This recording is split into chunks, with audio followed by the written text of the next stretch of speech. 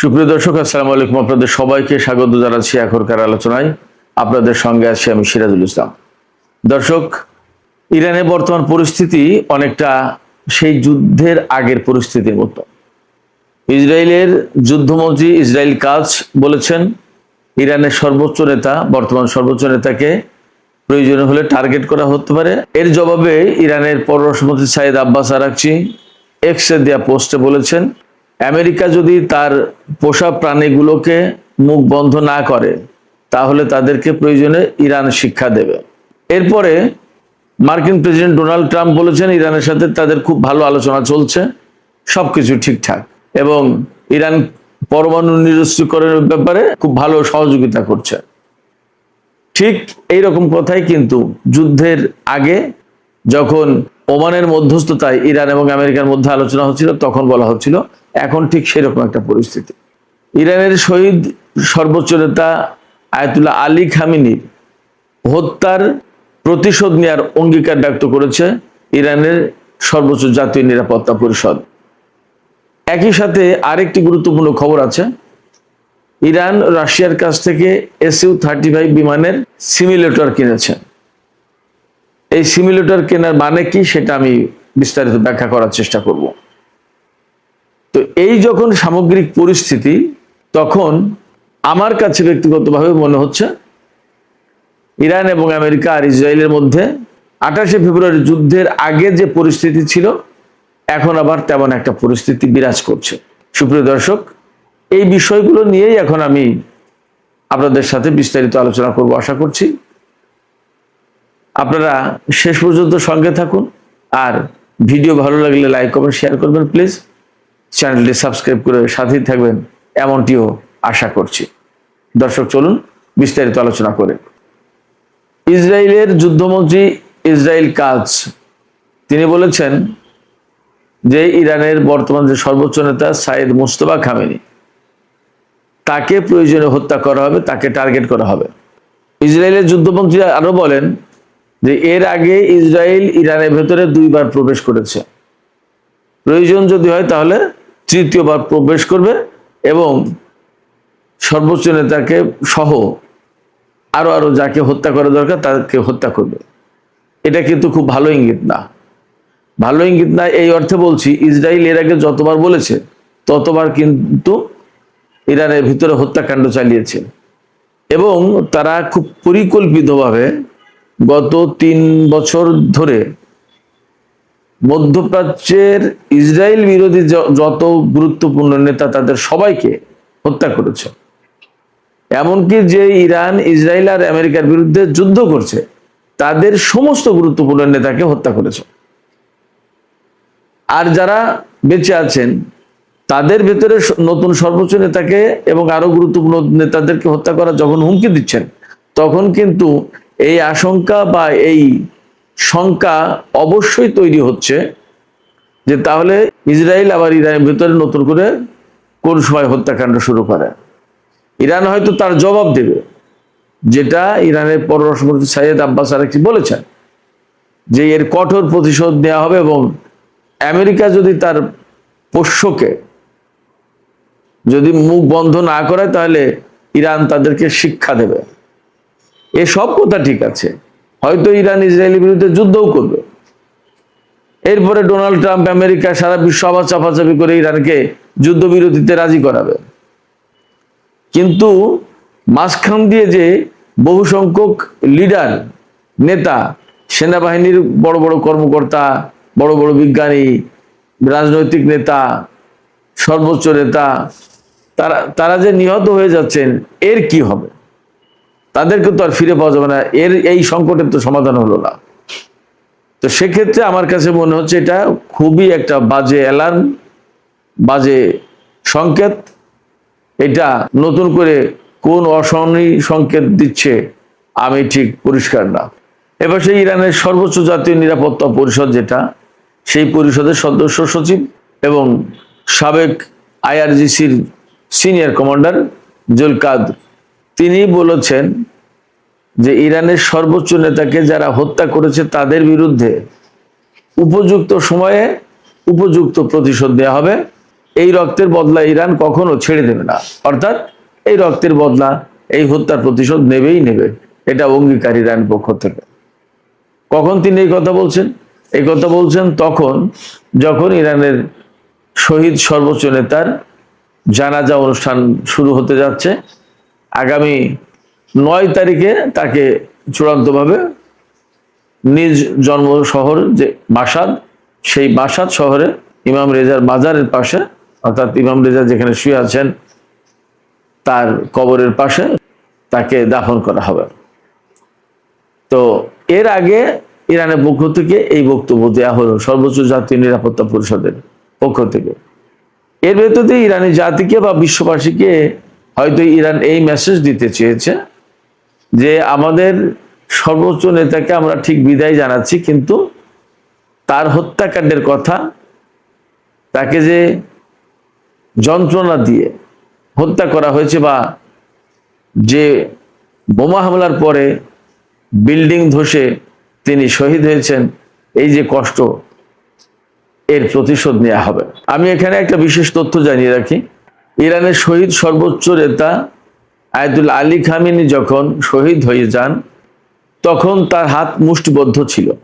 ইরানি কর্মকর্তারা, বিশেষ করে জুলকাদর তিনি জানিয়েছেন, জাতীয় নিরাপত্তা পরিষদের সচিব তিনি জানিয়েছেন, এই যে মুষ্টিবদ্ধ হাত,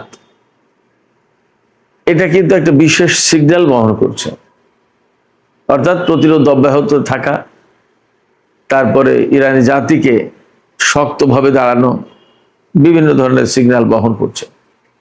এই জায়গা থেকেই ইরানি জাতি, আমি নিশ্চিত তারা একটা শিক্ষা নেবে এবং এই যে ইরানের সর্বোচ্চ নেতার যে মুষ্টিবদ্ধ হাত তারা দেখেছে, এই হাত যে সিগন্যাল তাদের জন্য দিয়েছে, সেই সিগন্যালের বাস্তবায়ন তারা করবে। অর্থাৎ তারা প্রতিশোধ আজ হোক কাল হোক নেবেই। ইরানের সর্বোচ্চ নেতার জানাজা অনুষ্ঠানে 90টা দেশ থেকে সরকারিভাবে লোকজন আসবে, এটা একটা বিরাট ব্যাপার।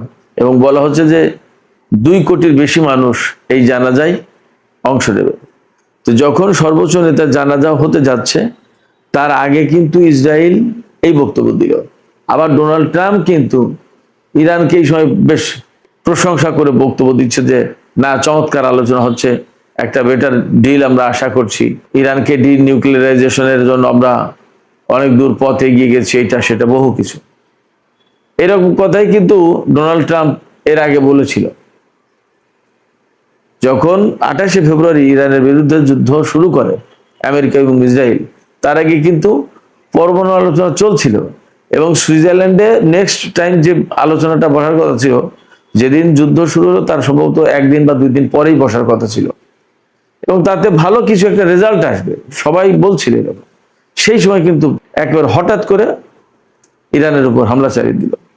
এই সময় ইসরায়েলের যে যুদ্ধমন্ত্রী হুমকি দিচ্ছেন সর্বোচ্চ নেতাকে হত্যার, তিনি বলছেন যে ইরানের সাথে আলোচনা চলাকালীন যদি প্রয়োজন হয় তাহলে আমরা এই সময় হামলা করব। তার মানে আমেরিকার সাথে ইরানের যে সমঝোতা সই হয়েছে সেটা ইসরায়েল মানবে না।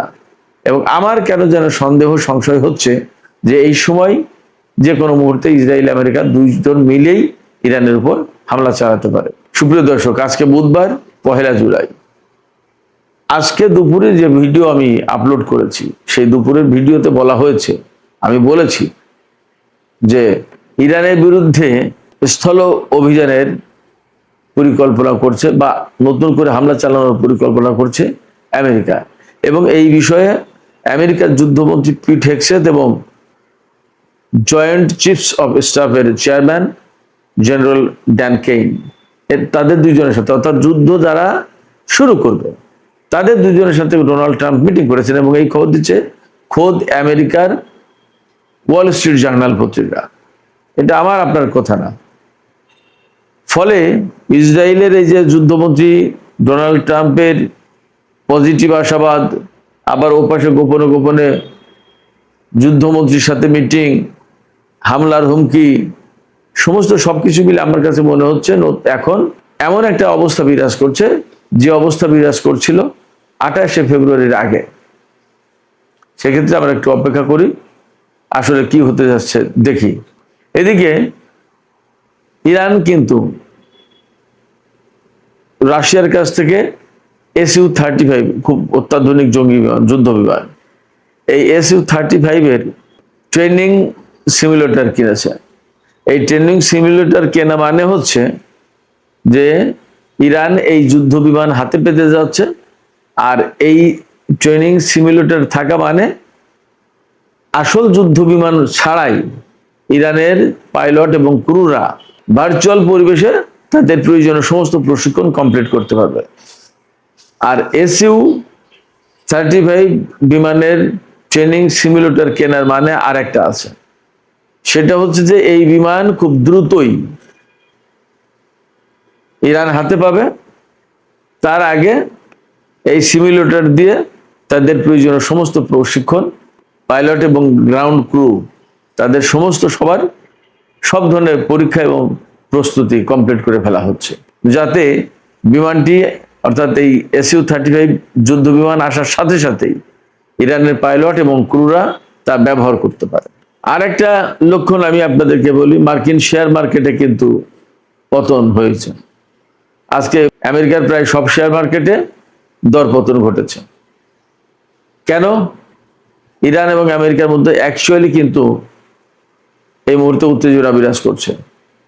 ইরান একদম সুস্পষ্ট করে বলেছে আজকে, কাতার তাদের ভিতরে ছোটখাটো একটা আলোচনা হচ্ছে, সেখানে মেইনলি ইরানকে যে আটকে থাকা সম্পদ ফেরত দেবে এই সমস্ত ব্যাপারে নানান কথা হচ্ছে।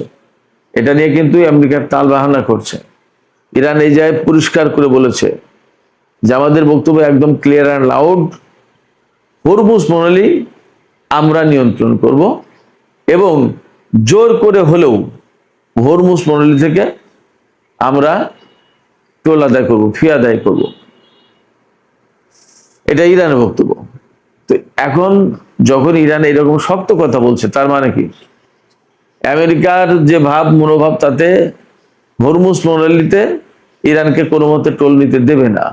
আর ইরান বলছে যদি প্রয়োজন হয় তাহলে আমরা বল প্রয়োগ করে জোর করে হলেও আমরা টোল নেব। তার মানে দাঁড়াচ্ছে যে আমেরিকা এবং ইরানের অবস্থান এই হরমুজ প্রণালী ইস্যুতে একদম সম্পূর্ণ দুই রকম ভিন্ন। তা দুই রকম এবং ভিন্ন যখন হচ্ছে, তখন তাহলে চুক্তি তারা কি বাস্তবায়ন করবে এবং তাদের ভিতরে কি করে চুক্তি হবে? ফাইনালি হবে না।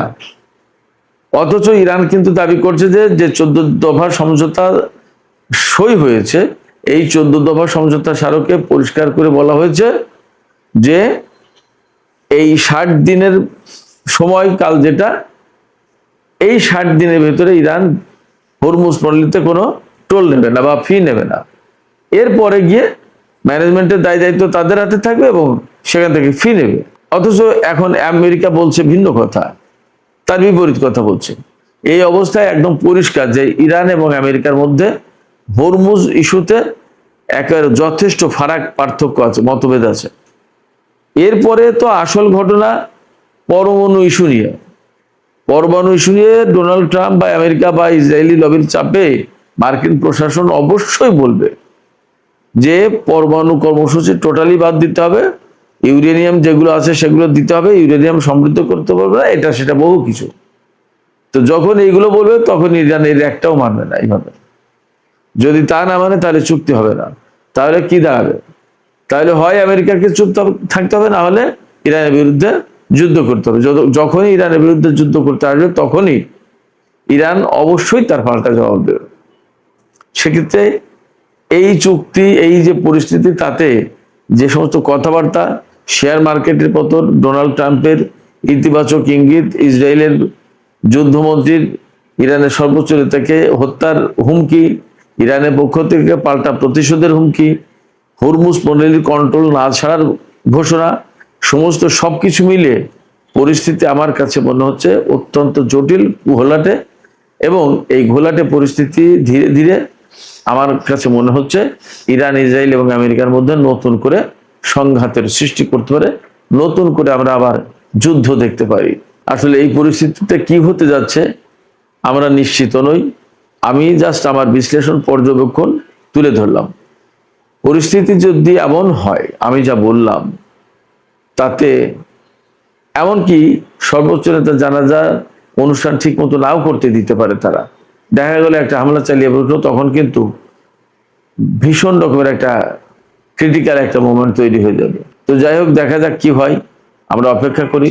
এপাশে কাতার মধ্যস্থতা করার চেষ্টা করছে খুবই, পাকিস্তানও অ্যাক্টিভ আছে। ওপাশে তুরস্ক, ইসরায়েলের যে ভূমিকা, বিশেষ করে ফিলিস্তিনে কিন্তু ইসরায়েল আজকেও গাজায় হামলা চালিয়েছে এবং 3 জন নিহত। সবকিছু মিলে যে পরিস্থিতি, তাতে সুবিধাজনক মনে হচ্ছে না। গাজা পরিস্থিতি বা ফিলিস্তিনি পরিস্থিতিতে এরদোগান বলেছেন যে ইসরায়েল যা করছে তা মধ্যপ্রাচ্যের জন্য খুবই ডিস্টার্বিং, এটা বন্ধ করা দরকার। তুরস্কের প্রেসিডেন্ট রজব তাইয়িপ এরদোগান মোটামুটি একটা হুমকি দিয়েছেন। তার হুমকিকে আবার মানুষ সেইভাবে গ্রহণও করে না, কারণ তিনি বলেন কিন্তু কাজ তো কিছু করে না, যার কারণে সেটা আবার আর একটা ভিন্ন ডাইমেনশন। যাই হোক, ইরান, ইসরায়েল এবং আমেরিকার ভেতরে যে পরিস্থিতি, তাতে আমার কাছে মনে হচ্ছে পরিস্থিতি নাজুক, পরিস্থিতি খারাপের দিকে যাচ্ছে। এখন দেখা যাক পরিস্থিতি কি হয়। সুপ্রিয় দর্শক, এখনকার আলোচনা এখানে শেষ করতে চাই। আলোচনা শেষ করার আগে আপনাদের কাছে জানতে চাই, আপনারা আসলে কি ভাবছেন, আপনাদের মতামত কি? আপনাদের কি মনে হয় যে আসলে পরিস্থিতি খুবই নাজুক এবং যে কোনো মুহূর্তে ইসরায়েল, ইরান এবং আমেরিকার মধ্যে আবার নতুন করে সংঘাত শুরু হতে পারে? অথচ আমরা তো জানি যে এই ধরনের সংঘাত শুরু হলে তেলের দাম বাড়বে, হরমুজ প্রণালী বন্ধ হবে, মধ্যপ্রাচ্যে আমাদের বাংলাদেশে যে সমস্ত মানুষ আছে তারা সবাই নিরাপত্তাহীনতায় ভুগবে, অনেক অনেক সংকট তৈরি হবে। আপনাদের কাছে কি মনে হয় আসলে পরিস্থিতি কোন দিকে যাচ্ছে? আপনাদের মতামত জানিয়ে কমেন্টে লিখতে পারেন। আর ভিডিও ভালো লাগলে লাইক, কমেন্ট, শেয়ার করবেন এবং চ্যানেলটি সাবস্ক্রাইব করে সাথেই থাকবেন। দর্শক, এখনকার আলোচনা এখানে শেষ করতে চাইছি। আপনারা সবাই অনেক অনেক ভালো থাকুন। আল্লাহ হাফেজ।